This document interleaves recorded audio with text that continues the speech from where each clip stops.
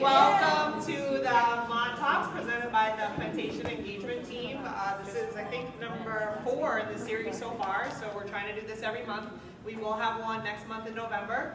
We're looking for speakers for December and into next year, so if you're interested, let me know. And now I'm going to turn it over to Mr. Chris.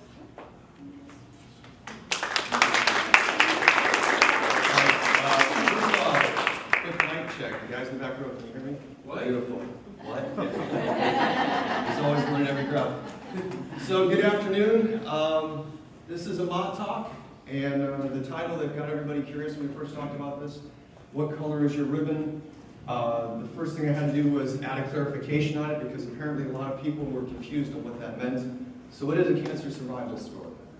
I want to tell you right now that if you're looking for a story that talks about how wonderful things are and unicorns dancing in the field and butterflies and how great everything is, you are in the wrong room. Please leave now.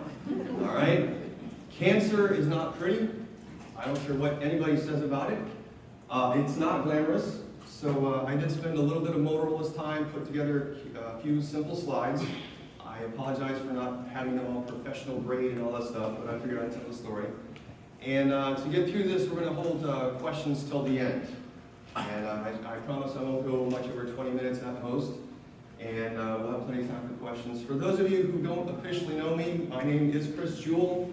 I have been with Motorola since 1989, working on those things called pagers. If you don't know what that is, go to a museum. Right now I do work with the quality group in Latin America. And I am a gringo who speaks a little bit of Spanish and understands how to drink in Portuguese. But I was with Mobility and then with Google taking over and all that changed. And then I came back from the dark side to the right side. And now with Solutions for the past almost 4 years. Unfortunately, Greg Brown knows me as the guy who yelled out, "We don't care where you move the plantation facility, we just want windows and bathrooms at work." All right, so at least I'm known by the CEO, if not by name, by face. But most people do know me over the years because of my work in Six Sigma. I actually started out with the Legacy program decades ago. Damn, I'm old. I got a chance to meet some of the original founders with Motorola Six Sigma stuff. And in doing that, one of the things that I quickly learned was, all the things that we have, all these statistical tools, all this wonderful stuff, they can apply to life too. So since I am a black belt and by law I'm required to give you a lesson in Six Sigma, I figured I'd start with that. For those of you who are not engineers, I promise, not too much. But every once in a while you might hear this term called the bathtub curve, and really what it all talks about is how things fail over time, over life, over use. And years ago, and it had to be at least 15, if not 20 years ago, I read an article written by a doctor, and he was taking Six Sigma tools and applying it to life. We're all mortal beings here, right? We don't live forever. And basically, he got into what it means to be mortal and says, look, even if you survive your youth, and you survive this over time, and you survive car wrecks and wars and diseases and all those fun things, sooner or later, things start to wear out. And if you ever get familiar with this curve, that chunk on the side is called the wear out section. Things wear out. And this doctor said, in the end, you're going to die of one of two things. You're either going to die of heart disease, which includes heart attack, or you're going to die of heart disease, or you're going to die of cancer. And what his root cause, for those of you who hear this term, we dig down to what the root cause is. He was basically saying either your heart wears out, or your cells, the cells in your body somewhere, wear out. Now, I read this article, like I say, a long time ago, and I thought, oh, kind of cool. It tells me I can take the most obscure thing and apply Six Sigma to it. And for those of you who know me and work in the business process, we take a lot of those Six Sigma tools and apply them to business without all that scary black belt, green belt, DOE, all this fun, heavy-duty stuff, right? Well, after I read that article and years go by, I hadn't really given it much thought. And then this happened. Yes, I am a Star Trek geeky fan, so that is William Shatner, and I apologize for stealing that photo. But right at the start of 2012, literally right around New Year's of 2012, I had a couple of strange symptoms. I literally yawned or swallowed or did something, and it felt like I swallowed a Dorito sideways. You know, it felt like a big scratch. It's like, oh man, that was terrible. Then it went away. A couple of days later, happened again. Oh, what did I eat? So, you know, being the engineering geek that I am, I had to go through a little process and say, well, was it a food that I ate? Did I take some medicine? Did I scratch my throat and a couple days later it got worse? And this started becoming more and more and more frequent, to the point where I could just move my jaw a certain way and this would happen. It was very bothersome. But being healthy, just had a physical, blood work was perfect. Exercised. I've always been thin in my life, but I wasn't overweight, never smoked. I was pretty athletic, coaching my son's baseball, I'm on top of the world. But I had no clue what this was, so I figured, well, ultimately I better go see my doctor, right? That's what all of us do. So this is a picture of my doctor. Yes, he is young. No, he's not single, ladies. He's actually a nice guy, and the first time I had met him, his wife was Danish, my heritage is Danish. So he says, oh man, I know a whole bunch of people look just like you. And the only time I ever saw him was on my regular checkups. And he would even ask, I said, well, did you ever get a cold? Yeah, but I got rid of it. Do you have a flu? I got rid of it. Don't get a flu shot. And he knew the only time I came to see him when it wasn't a regular doctor's visit, something was really bothering me. So I see him and I tell him what's going on, and he said the most brave statement that a doctor could ever make. He said, I have no idea what's wrong with you. Now remember, he gets paid to fix people, so for a doctor to say that was kind of unusual. But he didn't even put a tongue depressor down my throat. I described it to him and he goes, I have no clue. And instead of trying to fix it, he just ordered up some standard blood work, get it drawn right in the office. And he said, I know a specialist down the street, you've never visited him before, and I also know the kind of tests that this guy wants. So I'm going to write you a prescription for these tests. Go get the test done and see him, and then you can figure this all out in one visit, and you can be back on your busy schedule with work. Because by the way, next week I had to travel somewhere for mobility or do whatever. So I thought, hey, that's a pretty good plan. We'll get this done. And looking back, this one decision was probably the most important decision of my life. This one decision was the first decision in a string of decisions that saved my life. So if you're upset with me being here today and bothering you about Six Sigma, blame this guy, all right? But this one decision saved my life. So I went and got the images done. They looked at me like, why are you here? I said, I got this weird symptom, blah, blah, blah. Get the images. It was late on a Wednesday afternoon. I didn't even get a copy of the discs. They were closing. And this guy the specialist managed to get me an appointment the next day. Actually, one day later, all right? So I go visit this specialist, and bar none, this was the most bizarre doctor's visit I have ever had in my life, ever. And you're talking to a guy who had a few doctor's visits that were kind of weird, So first off, after you fill out those 27,000 forms, and you're in the lobby for 20 minutes and getting all the copies of your driver's license, insurance, all that good stuff, then I get to the room, and it's one of those rooms where ear, nose, and throat has all this apparatus and these big chairs and lights and stuff. And this guy spends 30, I'm not exaggerating, 30 minutes on it. Now, most of you go to a doctor's visit, if you get 5 or 8 minutes with a doctor, that's a long time. And this guy is asking you the same kind of questions over and over. He gets these images before I've even seen them, and he's asking me all this weird stuff. And he's poking, he's prodding, he's sticking his finger down my throat. Not fun. And then if you see this little tool here on the left side, that flexible part, that curve, and this is the icky part, it goes up your nose and in the back of your throat with the camera. Fortunately, there's a little numbing agent there, so it's not painful, but it's quite uncomfortable and unpleasant. Little did I know I better get used to that. But this goes on for 30 minutes. Folks, I was getting upset. If we didn't have this on camera, I'd be using a few curse words right now. This guy's a real jerk. What the heck's going on? I've never had a doctor, I've had a broken bone and the doctor didn't spend that much time talking to me. And this got to be a little bit awkward. I had no clue, not a single clue what was going to happen to me next. I literally thought I had torn something in the back of my throat or done something weird. No idea. Zero. And then the guy goes to his nurse in a very strong, harsh tone and says, "Nurse, you can leave now." And my thought is, this guy's an asshole. So, we can edit that out, right? I really was upset. I had no idea.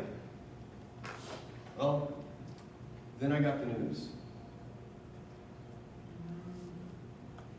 Mr. Jewell, I'm very sorry to inform you, but you have a large malignant tumor growing on the back of your tongue, and it is most likely cancer. Just like that. You have a large malignant tumor growing on the base of your tongue, and it is most likely cancer. You ever have those moments in your life where the whole world's working around you and you're just kind of stuck in some little zone? That was it. All right? This guy just used my name and cancer in the same sentence. This is not right. I wasn't even 49 yet. I was a few months away from my 49th birthday, and I'm going to be facing that bathtub curve. Holy cow. I was stunned. And oddly, I was a bit relieved, because at least I knew from my symptom that there was a cause. Up until that point, my fear was the guy was going to say, "Oh, it's acid reflux, just take something," or, "you're just imagining it," or whatever. A part of me was going, "Oh, we found something." But as I processed this, man, it's most likely cancer. Now, just on a technical point of view, if anything ever happens to you and you have a growth somewhere, it is not cancer until they do a biopsy, legally. Okay? So that's why these doctors use all these words like "is most likely cancer." They don't know it's cancer, but until you do a biopsy, it is not cancer. So, in the next 2 weeks, I saw 3 more specialists. All of them were overbooked. You make a call, or this guy made a call to see the next specialist. He says, "Oh yeah, he's completely booked. He's got an opening in 3 months." And this guy goes, "Give me the phone." Now remember, up until this point, I really wasn't liking this guy. And he starts yelling at some people, and I can't hear exactly what I was going. And he goes, "Look, this guy's out of town right now. The next time he's seeing patients is Tuesday morning. He opens at 8. Be there at 7:50, no later, in the morning, and do not leave until this guy sees you." Well, you got my attention, okay? I see that guy, another young doctor. He said some very colorful things, because I said some colorful things. And, hearing "you're screwed" and maybe some different words isn't a good thing to hear from your doctor. Because you're in big trouble, we got to address this right away. You got to see this other specialist. He makes a phone call. "Yeah, he's got availability in another month." "No, let me make a call. Go to this guy on Wednesday. Be there at 7:50 in the morning. Don't leave until this guy sees you, no matter what." And that guy goes and says, "Look, I'm doing biopsies next Thursday morning. I'm completely booked. Be there at 6:30 a.m. Don't eat the night before, and don't leave until I get you on the operating table and do a biopsy." Remember, up until New Year's Eve, great health. Well, not great health. I eat too much red meat, I eat too much sugar, I don't eat enough vegetables, all that garbage. But up until that point, completely no symptoms. 0. Within 3 weeks, 3 short weeks, I could hardly swallow and I was coughing up blood. And not the little blood that you get when you have a tooth pulled and a little drip. No, I'm coughing up blood. Like you got shot in the movies. Not happy. But the fact that remember these little things, I acted fast. All right, that was the second decision that saved my life. Sorry, folks, you'll understand why I do this in 2 more slides. So that was the second thing that saved my life. I got to see all these specialists. But I knew I was in trouble. So this guy, Samuel Johnson, I thought of his quote. When you don't have cancer, you seldom think about it. Okay?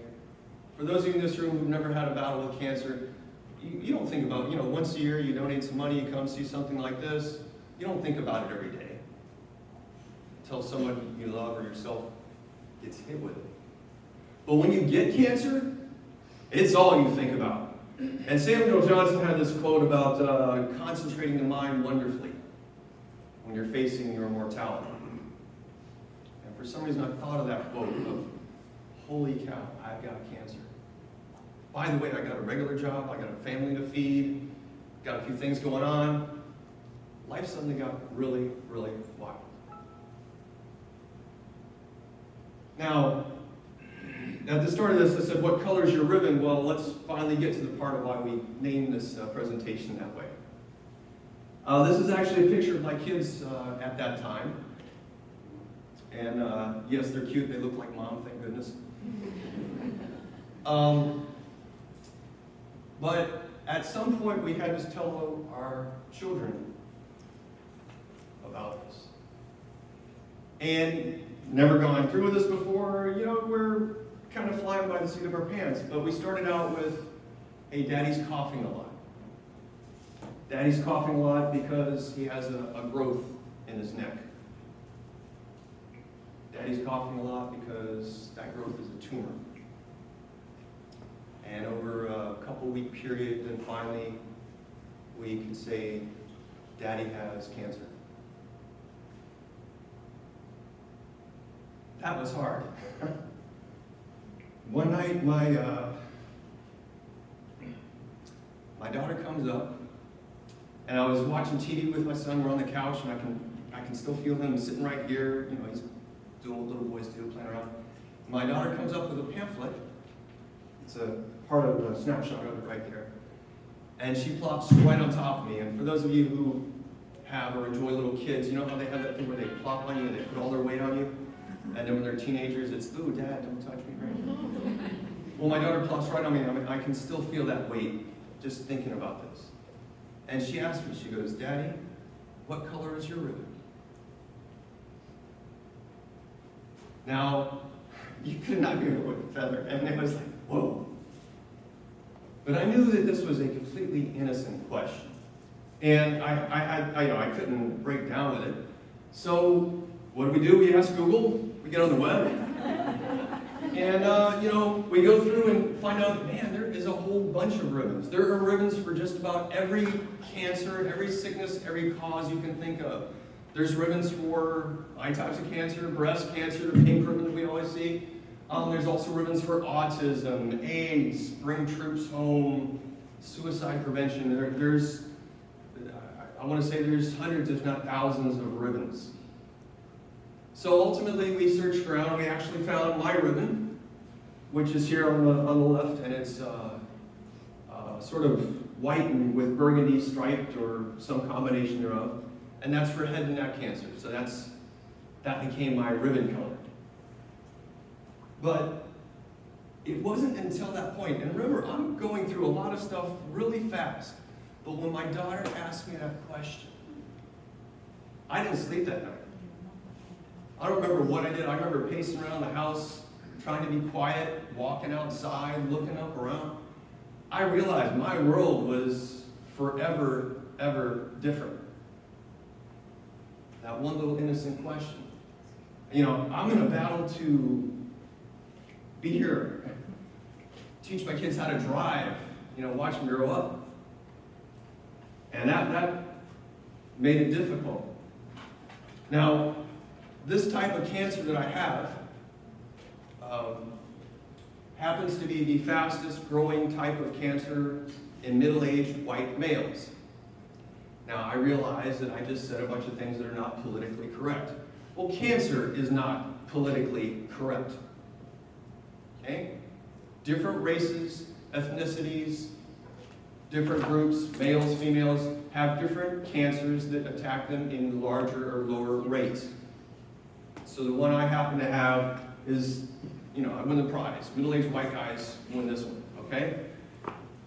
So if you ever meet any middle-aged white male and they're complaining about something in their throat, they have cancer until they go to a doctor and says it's proven otherwise. And I will tell you many examples of why that's so important. But while this could have been caused by smoking or several other things, might happen to be caused by this papillomavirus. Now I know some of you, and I can already see it, they're kind of squirming in your seats. Oh, he's got something that's transmitted between people. Ooh. All right? Most of you in this room, I don't know what percentage, but I would say a large percentage of you, male and female, have this virus inside you. It is one of the most prevalent viruses in human existence. And it can lie dormant in your body for up to 30 years. And in females, this typically shows up as cervical cancer. In men, it typically shows up somewhere in your neck. It's not by what you did. It's not by who you did it with. It's not by whatever. It's a virus. It's in your entire body. And that's just where it happens to like to reside and show up in different genders. There are a lot of myths and misconceptions about this human papillomavirus. Most of it out on the web is not true, surprise, and most of it's wrong. But nowadays this is becoming more and more understood, and there's even a vaccine for this virus that you can give to your kids as long as you do that before they become sexually active. My kids have received the virus. Is it 100% effective? Don't know, too early to tell. But if just one child in their middle age avoids what I went through, it's worth it. All right? Now, I can see by the body language in here, some people are getting a little ooey, always said the sex word and all this stuff, and you're feeling a little uncomfortable. Let me tell you what uncomfortable is. Hello, Clarice. This is uncomfortable.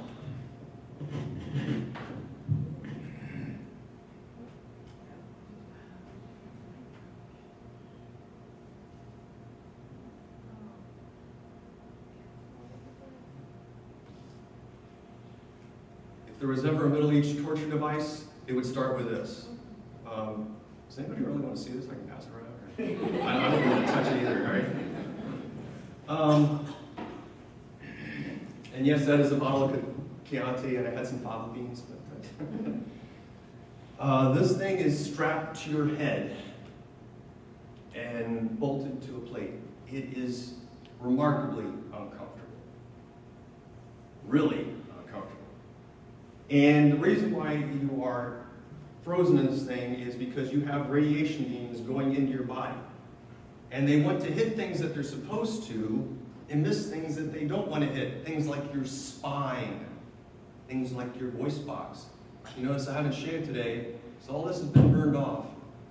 One little black patch right here, I don't know if it's showing up or not.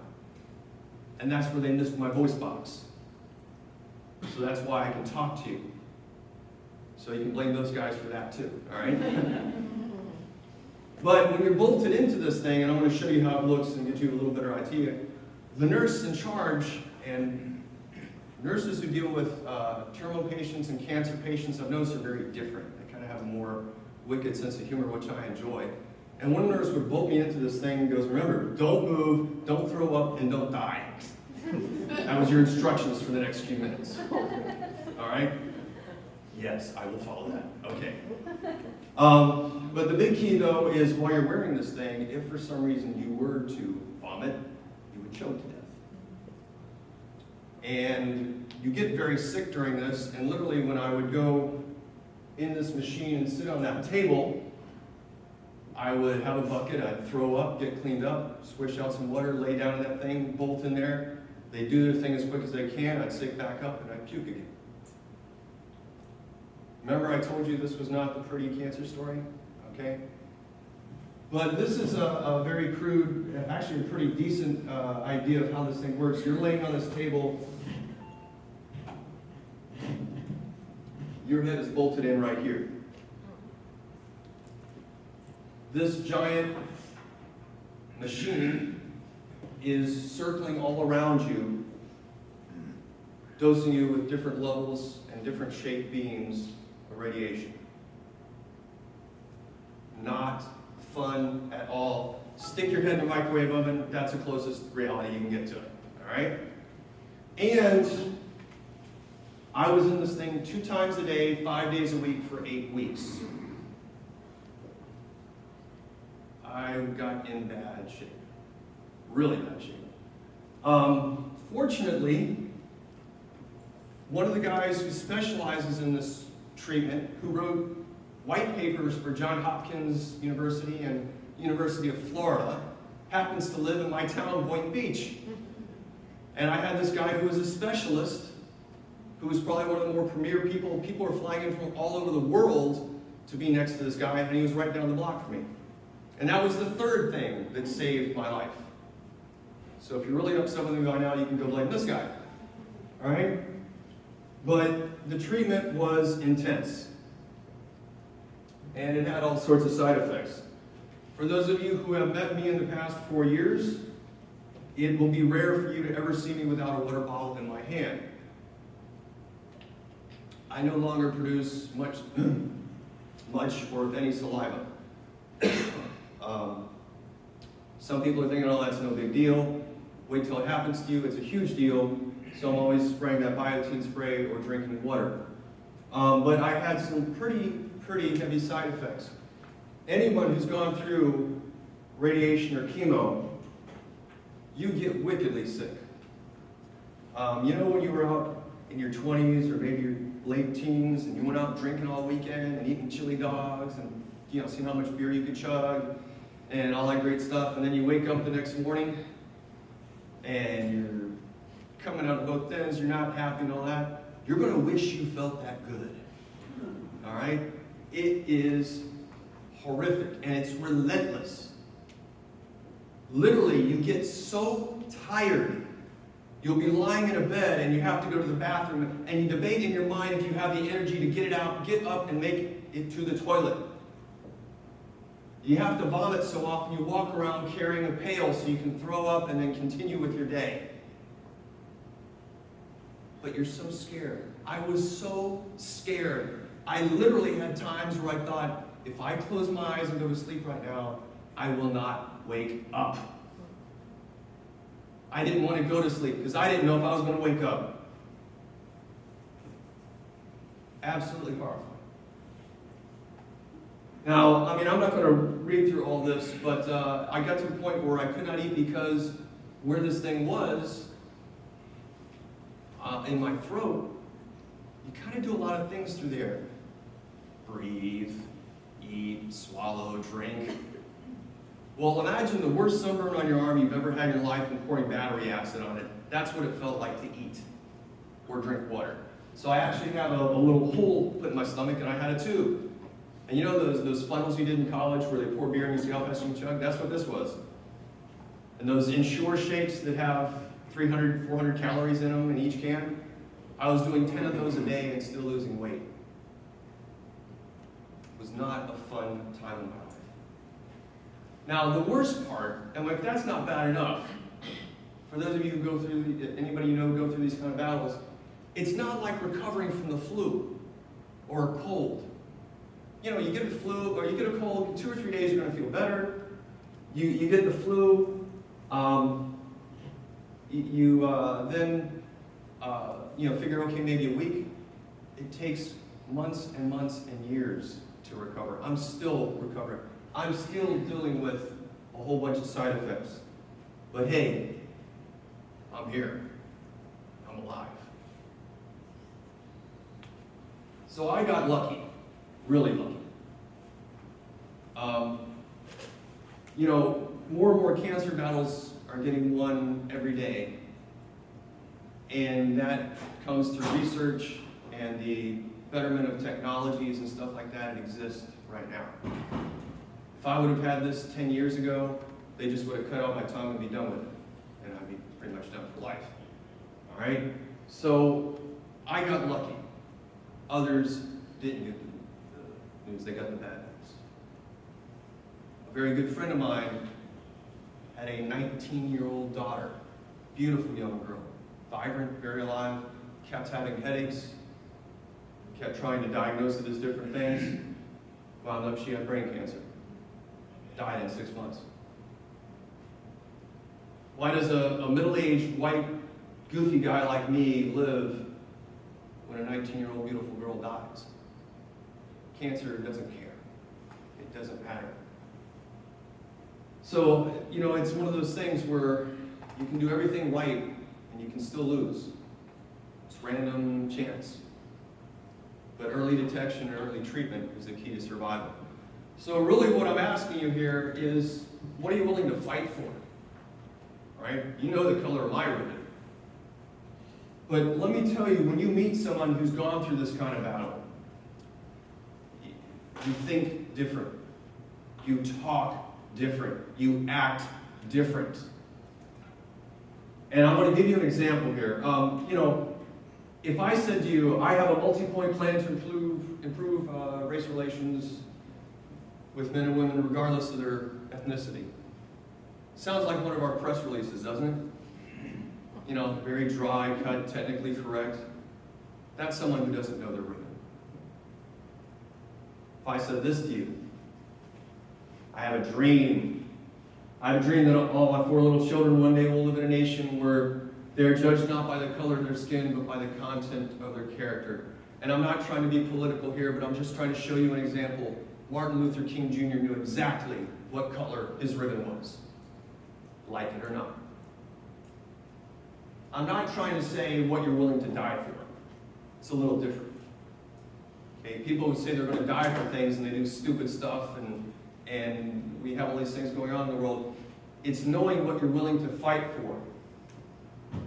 It's knowing what you're willing to go out and do and live and work and dream of every day.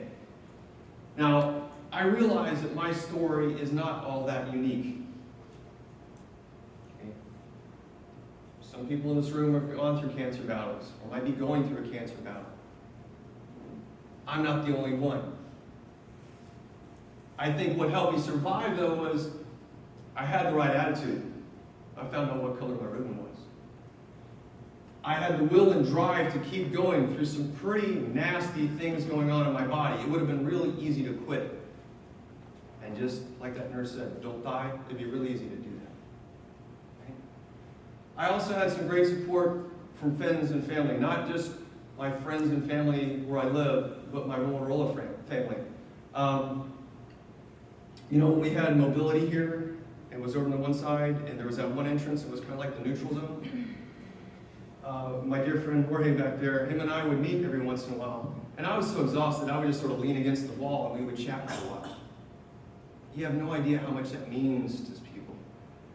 Even if you're chatting about nothing, it's the support of friends and family that make a huge difference. Even that person saying, oh, I'm terrible, I don't look at whatever. Be there. Remember, everybody in this room, you in the back, standing up, you up here sitting down, you right here, person behind the camera, all of us are going to face that bathtub curve. We're all going to wear out. And one day, someone's going to ask you, what color is your ribbon?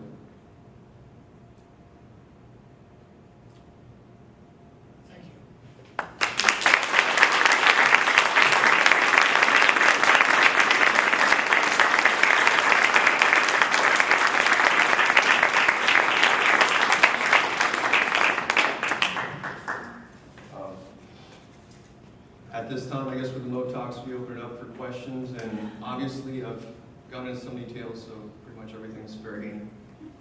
But thank you for letting me tell my story. In the back there. Well, it's obvious why it was you. Because you share your story so well. Thank you. But what I wanted to ask is, do you often go and share your stories in other venues, but not only at Motorola? I have. In fact, this was originally started out as something I did for a nonprofit, and then I actually did it as it was a sermon at a Unitarian Universalist church that I've done. People ask, I will do. And I've shared my story with my friends and family, and I've had people who say things, and I'm very open about it. Because I met people who didn't get diagnosed early, who didn't get treatment right away, and the only piece of paper they had in their hand was a hospice folder. They didn't make it. The key to this is if you have a symptom, check it out. And if you get the news that I got, you got a shot. If that doctor would have waited and said, oh, you've got a cold, you've got this, you've got a swollen lymph node, I'd be dead. So I'm very open about sharing my story, and you know, if somebody else wants me to share it, you know, if Motorola gives me the time and my wife gives me the time to do it, I'm all for it. Any other questions? Yeah. How long did it take from the time that you find out you have cancer till they told you you are free of cancer? Well, the question was how long did it take you from when you had cancer to the point where they say you're free of cancer. And they don't use the term cancer-free really for quite some time. They use this term called no evidence of disease, which just means they checked you out and nothing's come back. And it's actually for me been 4.5 years, and they're just now starting to say remission and you're cured. And I think for anybody who's gone through a cancer battle, you never really get a perfectly all clear. It's like we're just going to monitor you, and you have no evidence of that. So this idea of you're cured, in most common words now, doesn't really exist. But for me, it took about at least 2 years before they were not checking on me every 2 weeks and putting a bloody tube up my nose, once a quarter. And I still have some things that surgically I have to do every 2 or 3 years as a side effect. And before each one of those, I have to get checked out and make sure that there's nothing there. Any other questions? Come on. You just mentioned that you spoke at a church. You seem to be a religious guy. What role did faith play in your recovery? It depends on how you define religious. I don't really consider myself, as most people would define it, a super religious person, but I do consider I'm a very theistic person. But oddly enough, it really wasn't a center part of my fight. It was more with having the support of my friends and family, and my boss at the time actually had, one of his parents had already gone through cancer, so it's like, okay, as long as you can run your conference calls and nothing blows up, you're good. And that was a huge amount of support. But it really, it was my immediate family and the support of my work that let me have the time and the ability, the money and the insurance to go off and attack this thing. Any more questions?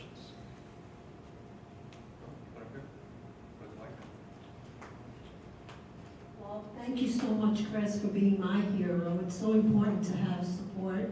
And through my journey, you were there each and just every day till today. My question to you is, did you ever feel like giving up?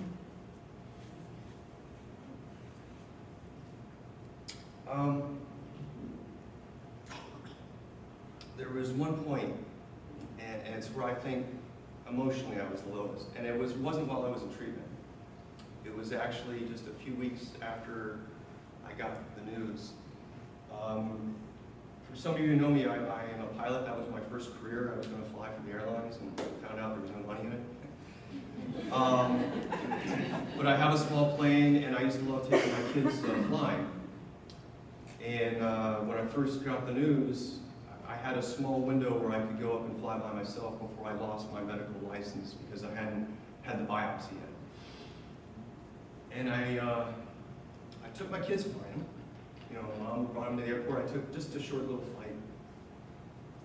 And after I put everything away, I do what all pilots do. We fill out our logbook. And I was alone.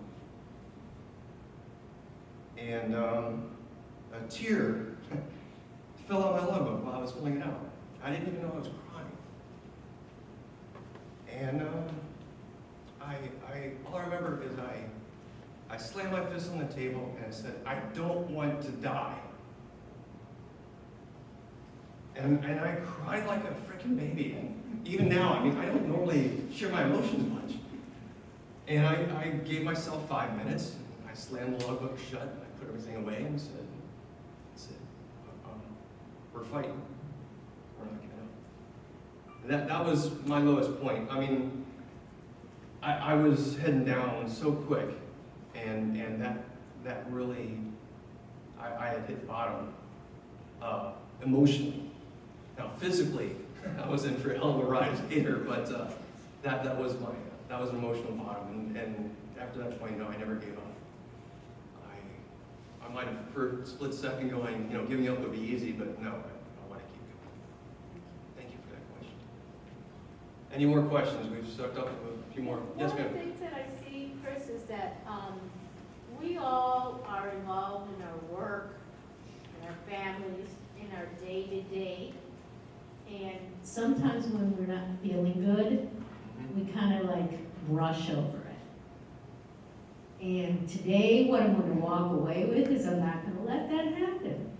When I feel something weird, go find out why it's weird. Yeah, you know, we tend to know our bodies kind of well, and you know what a cold is, you know what a cut is, a scrape is, but if it keeps happening over a few days or whatever, you know, we have modern medicine. It's an amazing thing. Now you have to deal with insurance companies and doctors and bills and time off from work, but that half a day of doing that can save your life. And not doing that half a day and delaying can kill you, flat out. And not in a pretty nice, calm way, in a pretty ugly, horrid, awful way. And that's a big thing. Any more questions? Want to finish up the cake? Thank you everybody so much.